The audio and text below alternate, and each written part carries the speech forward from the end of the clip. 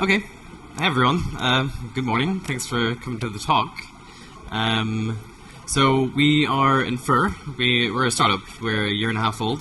I'm Ryan. I'm one of the co-founders. So just a bit of background, I was an insights data scientist for about 6 years or so. So a lot of applying machine learning in the context of analytics. So a lot of this talk will be about using machine learning and analytics and what we're doing at Infer to help analytics teams.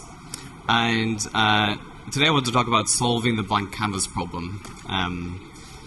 What is that? I'm going to get into that in a second. So just a bit of an outline of the sort of 3 sections I'm going to talk about. First one is what is the blank canvas problem? What does it talk about? The second part is around next generation analytics, how next generation analytics can be used to solve the blank canvas problem, and then some actual examples of how that's done, some applications. So the blank canvas, what is it? So actually the blank canvas is not necessarily a data problem, it's more of a human problem that everyone has in life. For example, if you've ever had to write a presentation, this is a picture from 3 days ago, and if you zoom out a little bit, here's me beginning the presentation that I'm now giving today. But I'm sure everyone in life has had the problem where you need to start an essay, and you have a million paths you can go down. There's so many questions that haven't been answered yet, and it's your job to solve them. So it's a very human thing that I'm talking about today. And everyone knows that starting is actually just the hardest part. You know, there's a lot of procrastination in writing an essay, and actually once you get started, then you start down this path and it gets a bit easier. But starting is always the hardest part. And obviously this talk is about analytics. It's not about writing essays, it's not about writing presentations. So what do I mean in terms of analytics and data? So I think in order to talk about how the blank canvas problem comes around for analytics, you need to kind of understand the journey of data analysis. And for me, data analysis is a journey from a question to a story. So we put up 5 different sections. There are possibly more sections for this journey, but generally, when you're trying to tackle a data analysis problem, you go through ask first. So ask is what is the question we're trying to answer here? Like, what are we actually trying to solve for? And how do we answer that question? What's the next steps? And generally, after that, then you start preparing. Say, okay, well, actually, we know what we're trying to do. We've got our question. Let's start preparing. Let's start thinking about metrics that we might need. Like, how can we prove success? What kind of data will we need to actually prove success? Can we even get that data? Those sorts of questions. Then when you start to do the experiment, you will begin to process all that data, start your collection, maybe do some cleaning, and then you get on to the analysis stage. So what actually happened? Can we prove our original hypothesis with the data? Were there other interesting insights that came up? And then the last thing is sharing that. So you actually need to turn that into a story and be able to sell that to people and to be able to tell them what you found out. So I mean, that's my view on what data analysis is. It's going from a question to a story, and sometimes it'll go beyond a story into actually actioning things and making decisions. So yeah, this is this journey all the way from ask down to share. So I mean, really, there's a couple of things I talked about there, but like one problem is, in a company you'll have a vast array of different data sources. Which ones are actually useful to you in answering this question? Or maybe you need to collect some new ones. And so, to me, that starting point of all the questions, all the data, is very overwhelming and can be very overwhelming for any analyst. So, I worked in analytics for a while, and I thought, is there a better way of doing what we're doing today? Do we have to follow this process each and every step? So what if you could start at the finish line. So instead of going all the way through ask, prepare, process, analyze, share, can we try to accelerate this journey so that it's not such a slog and so linear? Can we go from ask to share?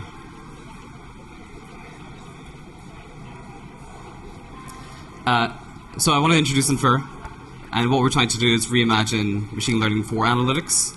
And actually, we tend to call this ML analytics as almost like a new category of doing analysis. And the reason why we started the company is because we thought we could reimagine how analytics is done with AI and machine learning at its core, to then allow like radical shifts in how and what we can achieve with data. So I'm actually going to go through the steps of how you can begin to solve the blank canvas. Obviously, first step is being able to connect data from many different sources, being able to process all kinds of data, so connecting anything you have in your data warehouse, but also things directly from like HubSpot, Salesforce, Google Drive, even CSVs. Then the next step, and this is how we solve, this is the next step in the journey to solving the blank canvas problem with Infer. What we do is that we thought we could invite someone else to help you ask the right questions, and we call that person, or thing, I guess, AI, coworker. And coworker will help you come up with questions. So you have a whole bunch of data, and you need to get started somehow. So even just prompting use cases, prompting questions, and surfacing data that might be relevant to those questions. And then not only are you surfacing questions, but it's also suggesting ways to be able to solve those questions using machine learning. So this is our little video. This is our actual platform. I opted to do GIFs of our platform instead of making up diagrams, because I like real things. I like to see it really happening. So none of this is fake. Everything is like, you can go on. We have a free trial. You'll be able to see all this. And so what it's doing here is that you can go in and it will look at your data, click Inspire Me, and it will start to suggest your first kind of use cases and solutions. You can also do a custom version where you can, ask it to help you with specific kinds of questions that you want to answer. Then the next step is, can we get to insights? Can we get to a story as quickly as possible? Can we start to paint the blank canvas?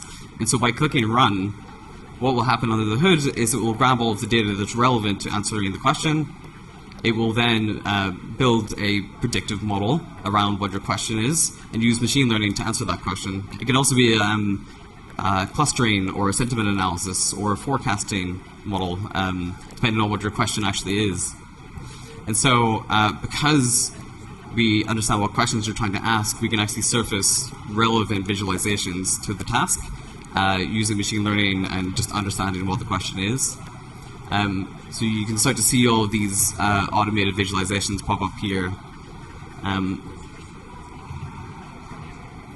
then after that, well, actually you're most of the way to having a painted canvas, because we've surfaced all of these visualizations. And then we actually take it one step further, and then we go back to our coworker and say, okay, you have these visualizations. Is there a way to summarize the insights in those visualizations without even having a person read them? And so what we do is we take the most important insights and then we put them into these story cards. And so you can see here, you can actually begin to edit these cards. All of the data is deep linked to the original analysis, and so you can hover over all of these interactive graphs.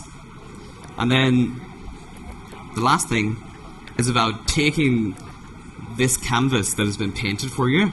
Maybe it's not completely correct. Maybe it's maybe you want to say something slightly differently. Everyone wants to tell their own narrative, and so we've done 90% of the work to get you to something. It's almost like a big auto-completion for analytics and for insights, and then you can start to present this. So you can edit the titles, you can edit all the text, you can change the graphs, you can add your own annotations, and you can make it your own story.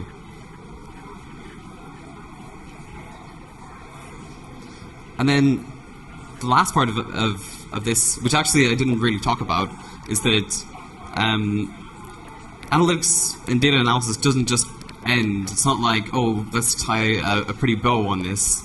Actually, what happens is you get new data every day. Your business changes. How is it changing? What is it changing with?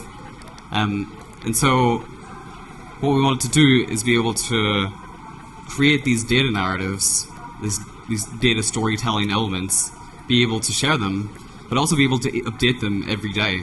So here we've also added in an element that you can schedule things to run over and over again, and it will update the insights as it's pulling new data.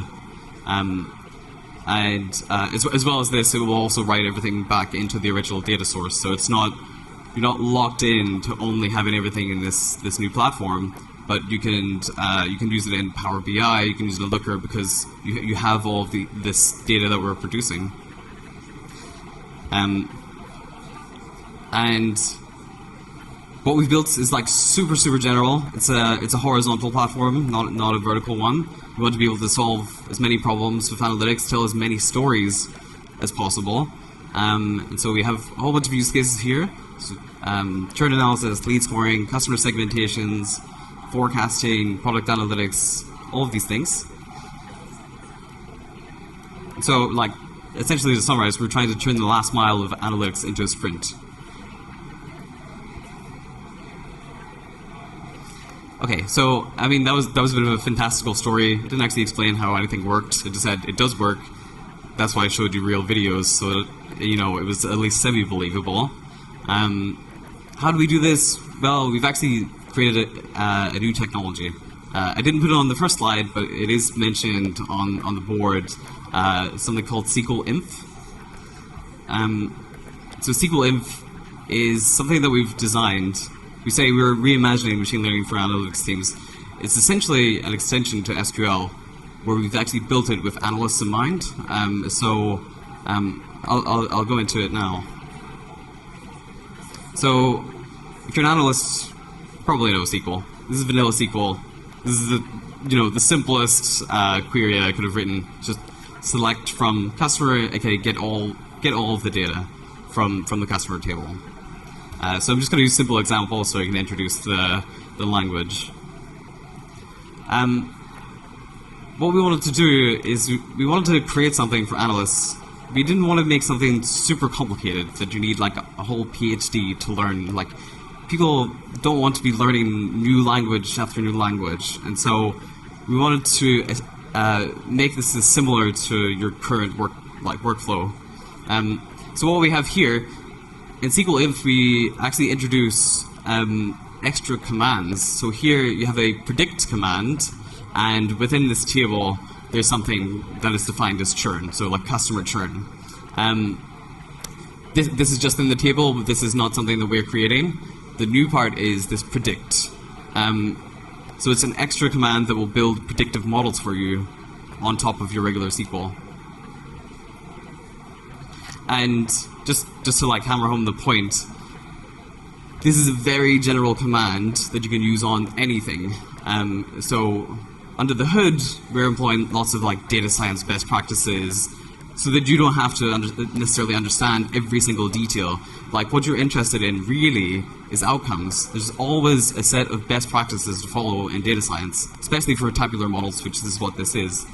And so you can very easily switch between trying to understand customer churn and customer spending, or their education levels. What are things that are being correlated with these columns that you're interested in? So again, to hammer home the point, all of these lines of code are almost identical.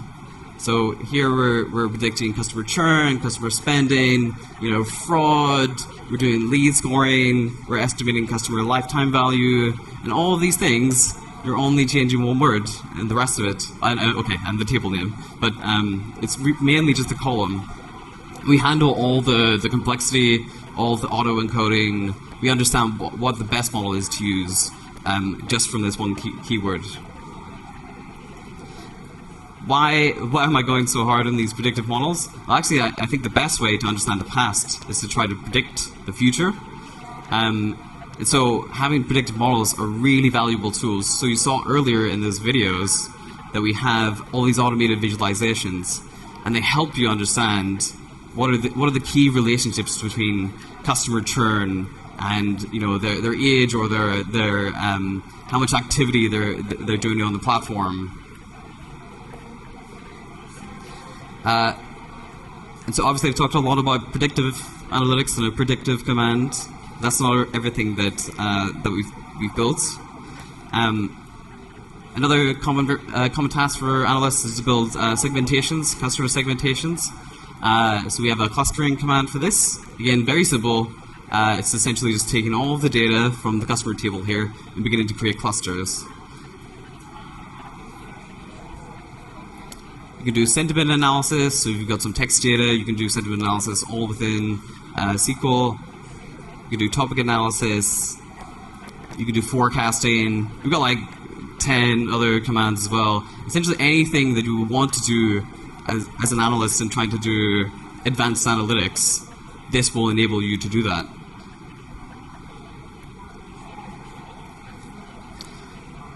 So just to summarize, SQL Inf. How does it work? What's it? What are the benefits? So what SQL Inf actually is not strictly another language. It's actually an extension to SQL.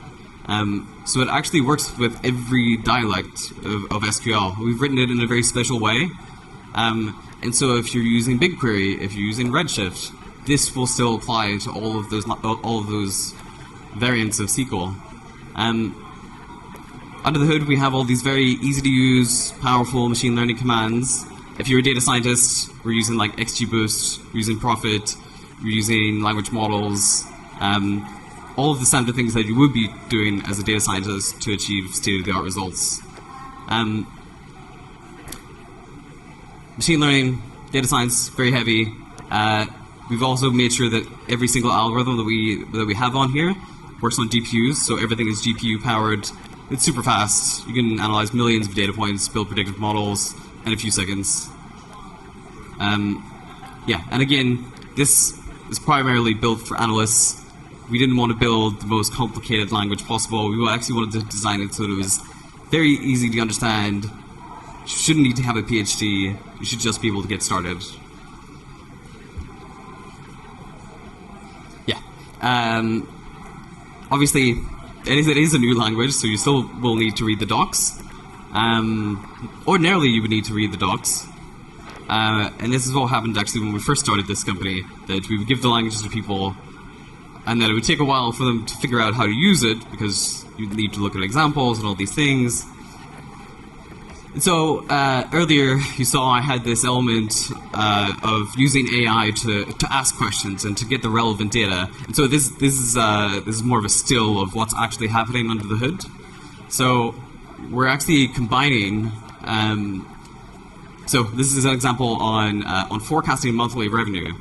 And so what Coworker will do is it actually suggest two different queries. So one, which is creating a temporary table here. Hopefully you can see this. But this is some regular SQL. And it's not just grabbing data from one single table. It's actually joining things together. It's doing group bys. It's extracting months from dates. So it actually is quite complicated. We've essentially taught it to use our language.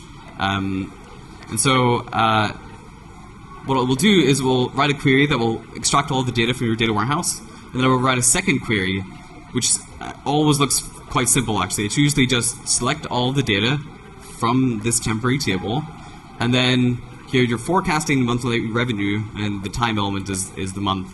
And so when you log in, this is immediately available to you, so you can actually get started without even reading the docs. You can get like your first examples, and the first examples are on your data. And so you can see how we can fill out this blank canvas very quickly, going from ask right all the way down to share, with essentially no work. I personally haven't written any code, but if you did want to add in another column here or do something in a slightly different way, this is just an editor, so you can edit it as much as you want. So even though we're suggesting things to you. You have ultimate control. You have complete customizability. Like, you are still in control. And you can always try this. You can go back. It's an iterative process.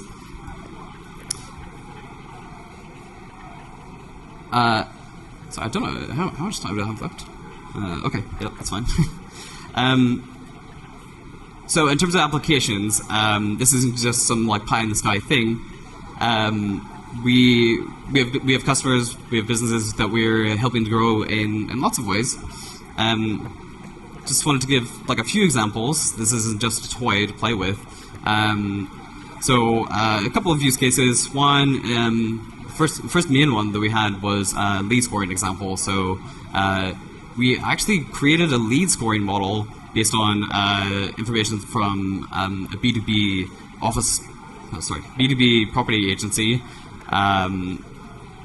In one session, in like 30 minutes, we had a lead scoring model based on all of their data from the data warehouse, and we had that pumping back in to their Salesforce, and their sales team were operationalizing this. So we ended up measuring the difference, and it was a decrease in 10% of the sales cycle time. So that means essentially we were recommending good things for good leads for their sales team to action on. And this is a 150 million revenue business, so you can imagine like how much money you would be saving by doing that. The other one, there's one on pricing optimization. So we had a whole analysis on essentially like loss-making items, how by reducing certain products that were being sold and also certain categories, and also how the packaging methods were working. We used Infer, SQL Inf, all of these things to get to massive changes in the business. Literally within like an hour, we actually did most of the work. And a customer retention model for a German online travel comparison site. Again, all these companies doing lots in revenue, and we had lots of really good insights for that. We didn't operationalize that one, but some of these, sometimes analytics is not necessarily just about operationalizing machine learning models, but also just trying to change the business, which is sometimes less tangible. Anyway, there's loads more examples. I don't want to have a massive slide full of text. And I'm just going to sort of end. I think we've got a few minutes left. I just wanted to say, like, the reason why we set up Infer is because we wanted to enable anyone with a curious mind to become the growth engine of your business. So yeah, we have a stand at 847. Here's a QR code if you want to check out the website. There's the free trial on there if you want to check everything that I just said. Please come chat with us. We can make your data success story too. Thanks.